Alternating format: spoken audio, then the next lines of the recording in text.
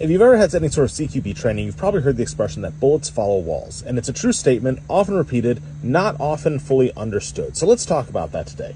When we say that bullets follow walls, we're very much talking about ricochet, right? And ricochet is often misunderstood. So a lot of folks think, thanks to movies, video games, pop culture, and whatnot, that when you shoot, the bullet comes in and it bounces off the wall and bounces off in a nice, even pattern, like a bouncy ball. It hits and it bounces.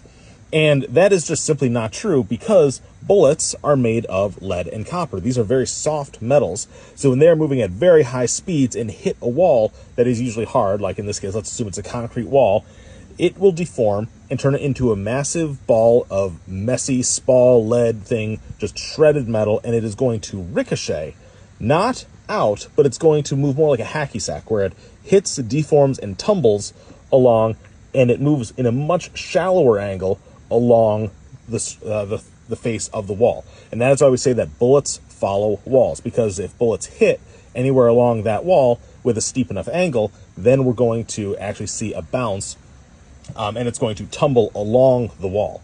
So if you are poking around your corner right here, you may be at risk of catching a face full of spall.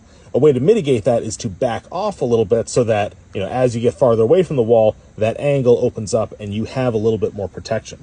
Similarly, if you are moving along the wall like this, maybe just take a step to the left and just get a little bit more space so that your shoulder doesn't catch a wad of shrapnel if a bullet hits any of these spots over here.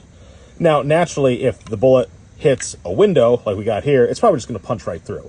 If the bullet closes down even more directly, the wall, even a concrete wall, is going to absorb most of the impact. But as we get even shallower angles over here, the wall doesn't need to be concrete anymore. Even light, soft drywall has a tendency to deflect bullets relatively intact and keep them sending along that path. So the softer the wall, the shallower the angle needs to be, but it can still deflect the bullet altogether.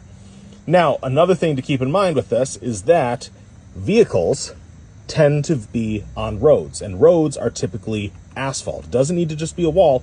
Any hard surface is going to have a tendency to deflect bullets. So if this guy is hiding behind the vehicle right here, and bullets are landing short and hitting the asphalt right in this area, it will have a tendency to skate underneath, and he is going to be taking balls of nasty copper and lead shrapnel into his ankles. So that can be useful if you are shooting at someone using a vehicle for cover. You can make sure you aim a little bit low so that you can actually, get those rounds through even an armored vehicle, because there's usually space underneath the vehicle.